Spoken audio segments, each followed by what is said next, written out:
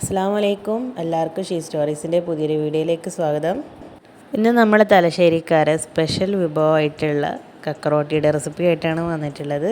അപ്പോൾ വീട്ടിൽ ഉമ്മ നല്ല രുചിയിൽ ഉണ്ടാക്കി തരാറുള്ള കക്കറോട്ടിയുടെ റെസിപ്പി ഒന്ന് കണ്ടു നോക്കിയാലോ. അപ്പം നമുക്ക് വീഡിയോയിലേക്ക് പോവാം.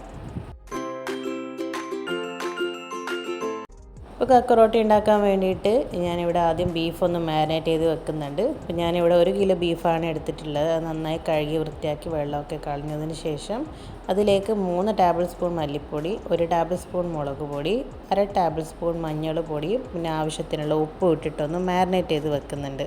ഇത് മാരിനേറ്റ് ചെയ്ത് വെച്ചതിന് ശേഷം നമുക്ക് ബാക്കിയുള്ള പണികളൊക്കെ നോക്കാം. ഇനി കക്കറോട്ടിക്ക് വേണ്ടിയിട്ടുള്ള അരി ഒന്ന് ലെവലാക്കി എടുക്കണം. അപ്പോൾ അതിന് വേണ്ടി ആദ്യം ഒരു പാത്രത്തിൽ കുറച്ച് വെള്ളം എടുത്തിട്ട് ഒന്ന് തിളപ്പിക്കാൻ വേണ്ടി വെക്കാം. അപ്പോൾ വെള്ളം തിളച്ച് വരുന്ന സമയത്ത് അതിലേക്ക് 2 കപ്പ് പച്ചരിയും 2 കപ്പ് പുഴുങ്ങലരിയും കൂടിയിട്ട് ഒന്ന് ഇളക്കിയിട്ട് ഫ്ലെയിം ഓഫ് ആക്കിയിട്ട് ഒന്ന് അടച്ച് വെക്കുക. അപ്പോൾ ഒരു 3/4 മണിക്കൂറൊക്കെ കഴിഞ്ഞിട്ടുണ്ടെങ്കിൽ അരി ഒന്ന് പൊന്തി വരും. പൊങ്ങി വരുന്ന സമയത്ത് നമുക്ക് അതിലേക്ക് കുറച്ച് പച്ചവെള്ളം അങ്ങനെ ഒഴിച്ചു കൊടുക്കാം. ഏകദേശം 1 മണിക്കൂറോളം നമ്മളിത് കുതിർത്തി വെച്ചാൽ മതിയാവും. അങ്ങനെ 1 മണിക്കൂർ കഴിഞ്ഞ് അരിയൊക്കെ ഒന്ന് നന്നായിട്ടൊന്ന് കഴുകിയെടുത്ത് വെള്ളമൊക്കെ കളഞ്ഞതിന് ശേഷം അതിലേക്ക് 1 കപ്പ് തേങ്ങ, 1 ഉള്ളി, 2 ടേബിൾ സ്പൂൺ പെരിഞ്ജീരകം, പിന്നെ ആവശ്യത്തിനുള്ള ഉപ്പും കൂടി ഇട്ടിട്ട് നന്നായിട്ടൊന്ന് അരിയിലിട്ട് മിക്സ് ചെയ്തെടുക്കാം. തേങ്ങ നമ്മൾ ചിരകിയിട്ട് ഫ്രീസറിൽ വെച്ചിട്ട് സൂക്ഷിക്കാറാണ് പതിവ്. അതുകൊണ്ടാണ് തേങ്ങ ഇതുപോലെ കട്ട പോലെ ഇരിക്കുന്നത്. എന്നിട്ട് ഇത് കുറച്ച് ഭാഗങ്ങളായിട്ട് മിക്സി ജാറിലിട്ടിട്ടൊന്ന് അരച്ചെടുക്കാം. അപ്പോൾ അരക്കുമ്പം നമ്മൾ വെള്ളം അധികം ഒഴിക്കേണ്ട ആവശ്യമില്ല. കുറച്ച് കട്ടിക്ക് തന്നെ അരച്ചെടുക്കാം. വെള്ളം കൂടി പോയിട്ടുണ്ടെങ്കിൽ നമുക്ക് കുറച്ച് കൂടുതൽ അരിപ്പൊടി ഇടേണ്ടി വരും. അപ്പോൾ ഇതുപോലെ കുറച്ച് കട്ടിക്ക് തരിതരയായിട്ട് വേണം അരച്ചെടുക്കാൻ. അങ്ങനെ അരച്ചതൊരു പാത്രത്തിലേക്ക് മാറ്റുന്നുണ്ട്.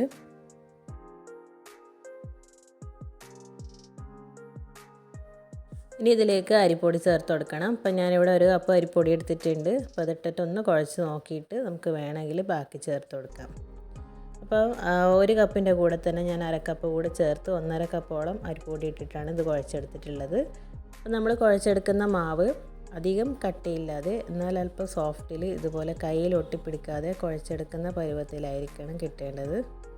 ഇതുപോലെ നമുക്ക് ഉരുളയാക്കാൻ വേണ്ടി പറ്റണം.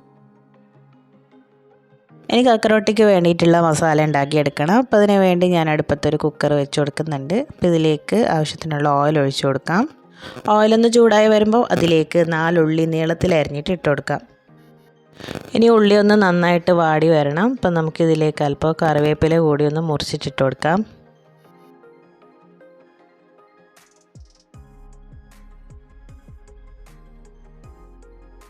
ഉള്ളി ഏകദേശം വാടി വന്നിട്ടുണ്ട്. ഇനി ഇതിലേക്ക് ഒരു 4 പച്ചമുളക്, ഒരു വലിയ കഷ്ണം ഇഞ്ചി, 5-6 വെളുത്തുള്ളി അല്ലി കൂടി ഒന്ന് ചതച്ചിട്ടിട്ട് കൊടുക്കാം. അപ്പം ഞാൻ മിക്സിയിലാണ് ഇത് ചതച്ചെടുക്കുന്നത്.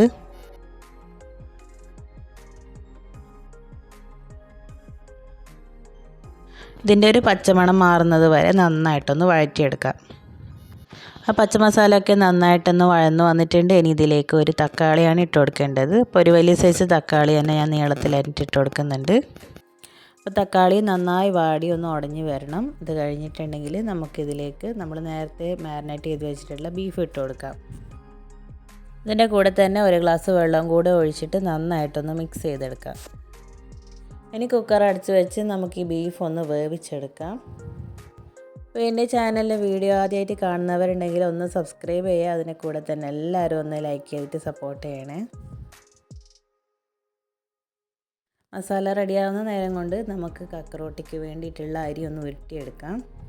അപ്പോൾ കക്കറോട്ടിക്ക് ഉരുട്ടാൻ വേണ്ടിയിട്ട് ആദ്യം 2 കയ്യിൽ എണ്ണ തടവി കൊടുക്കുക. അത് കഴിഞ്ഞിട്ട് ഒരു വലിയ ബോൾ സൈസിൽ ഞാനിതുപോലെ മാവ് എടുത്തിട്ടുണ്ട്. ഇനി അത് ഇതുപോലെ ഉരുട്ടി കൊടുത്തിട്ട് അതിൽ നിന്നും കുറേശ്ശെയായിട്ട് ചെറിയ ബോളാക്കി എടുത്തിട്ട് കൈ വെച്ച് ഒന്നിങ്ങനെ അമർത്തി കൊടുക്കുക. അപ്പോൾ ഈ ഒരു ഷേപ്പിലാണ് നമ്മളിവിടെ കക്കറോട്ടി ഉണ്ടാക്കിയെടുക്കുന്നത്. അപ്പോൾ ഇത് ഉണ്ടാക്കിയ എക്സ്പീരിയൻസ് ഉള്ള ആൾക്കാർക്കാണെങ്കിൽ നമ്മൾ പെട്ടെന്ന് ഉരുട്ടിയെടുക്കാം. ഉരുട്ടിയെടുത്തിട്ടുള്ള അരിമാവ് നമുക്ക് ആവി കയറ്റിയെടുക്കണം. അപ്പോൾ അതിന് വേണ്ടി ഞാനിവിടെ ഒരു ആവിച്ചമ്പ് എടുത്തിട്ടുണ്ട്. അപ്പോൾ അതിൽ പകുതിയിൽ കുറച്ച് മുകളിലായിട്ട് വെള്ളം എടുത്തിട്ട് തട്ട് വെച്ച് കൊടുത്തിട്ട് അതിലേക്ക് നമ്മൾ ഉരുട്ടി വെച്ചതൊക്കെ ഇട്ട് കൊടുക്കാം. ഒരു വാഴയില വെച്ചിട്ട് അതിന് മുകളിൽ ഇട്ട് കൊടുക്കുന്നതായിരിക്കും നല്ലത്.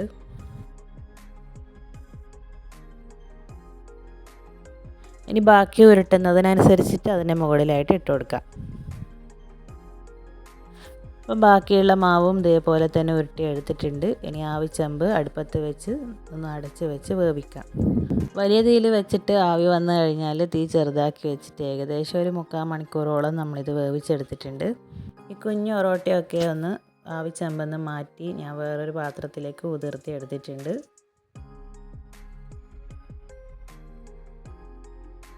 ഇനി ഇതൊന്ന് മസാലയായിട്ട് മിക്സ് ചെയ്തെടുക്കണം. അപ്പോൾ അതിന് വേണ്ടിയിട്ട് അരക്കപ്പ് തേങ്ങയിലേക്ക് ഒരു 1/2 ടീസ്പൂൺ മഞ്ഞൾ പൊടിയും അല്പം വെള്ളം ഒഴിച്ചിട്ട് നന്നായിട്ടൊന്ന് അരച്ചിട്ട് ഇവിടെ മാറ്റി വെക്കാം. ഇനി വേറൊരു വലിയ പാത്രത്തിൽ നമ്മൾ ഏത് പാത്രത്തിലാണോ ഇത് മിക്സ് ചെയ്യാൻ ഉദ്ദേശിക്കുന്നത് ആ ഒരു പാത്രം എടുക്കുക. അതിലേക്ക് 2 ടേബിൾ സ്പൂൺ ഓയിൽ ഒഴിച്ച് കൊടുക്കാം. ഇനി ഇതിലേക്ക് 5-6 ചെറിയുള്ളി ഇട്ടിട്ട് നന്നായിട്ടൊന്ന് മൂപ്പിച്ചെടുക്കാം.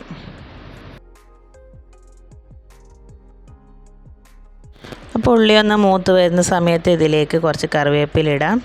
ഉള്ളിയുടെ കളറ് മാറി വരുമ്പോൾ നമ്മൾ നേരത്തെ അരച്ച് വെച്ചിട്ടുള്ള തേങ്ങ അരപ്പ് ഇതിലേക്ക് ഒഴിച്ചു കൊടുക്കാം. ഇനി നമ്മൾ നേരത്തെ തയ്യാറാക്കി വെച്ചിട്ടുള്ള ബീഫിൻ്റെ മസാല കുക്കർ തുറന്നിട്ട് നമുക്ക് ഈ പാത്രത്തിലേക്ക് ഒഴിച്ചു കൊടുക്കാം.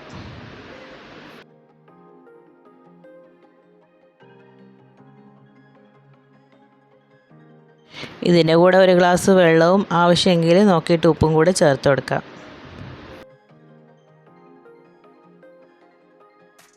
ഇനി ഇതിലേക്ക് 1 ടീസ്പൂൺ ഗരം മസാലയും കൂടി ഇട്ടിട്ട് നന്നായിട്ടൊന്ന് മിക്സ് ചെയ്ത് കൊടുക്കാം. ഇനി ഇതൊന്ന് തിളക്കുന്നത് വരെ നമുക്കൊന്ന് അടച്ച് വെക്കാം.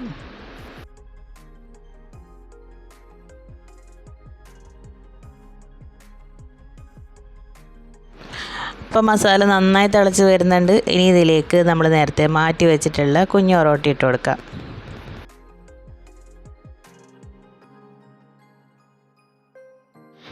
ഇനി എല്ലാം കൂടെ നന്നായിട്ടൊന്ന് മിക്സാക്കി കൊടുത്തതിന് ശേഷം നമുക്കൊരു 10 മിനിറ്റ് ഒരു മീഡിയം ഫ്ലെയിമിൽ ഇത് വെക്കാം.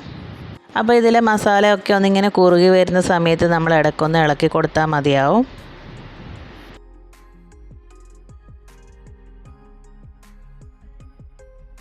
ഇനി ഇത് അടച്ച് വെച്ചിട്ട് നമുക്കിതൊന്ന് വറ്റിച്ചെടുക്കാം.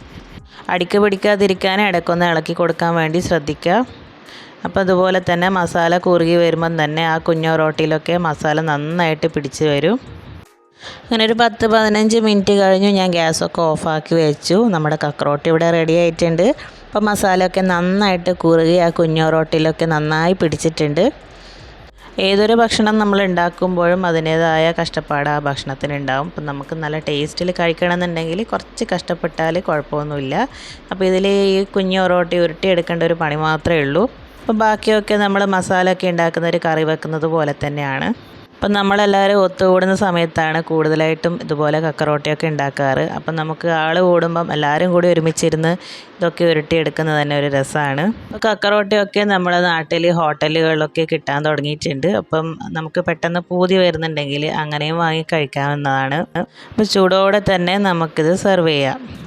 ഇപ്പോൾ നോമ്പ് തുറക്കാൻ നാസ്തക്ക് വേണ്ടിയിട്ടാണ് നമ്മൾ കക്കറോട്ടി ഉണ്ടാക്കി എടുത്തിട്ടുള്ളത്. അപ്പോൾ നമ്മളെപ്പോഴും ഇത് ഉണ്ടാക്കുന്ന സമയത്ത് 2 നേരത്തേക്ക് കണക്കാക്കിയിട്ട് തന്നെയാണ് ഉണ്ടാക്കാറ്. അപ്പോൾ വീഡിയോ ഇഷ്ടപ്പെട്ടിട്ടുണ്ടെങ്കിൽ തീർച്ചയായിട്ടും എല്ലാവരും ഒന്ന് ലൈക്ക് ചെയ്തിട്ട് സപ്പോർട്ട് ചെയ്യുക. അതുപോലെ തന്നെ വീഡിയോ ആദ്യമായിട്ട് കാണുന്നവരുണ്ടെങ്കിൽ ഒന്ന് സബ്സ്ക്രൈബ് ചെയ്യാൻ മറക്കല്ലേ.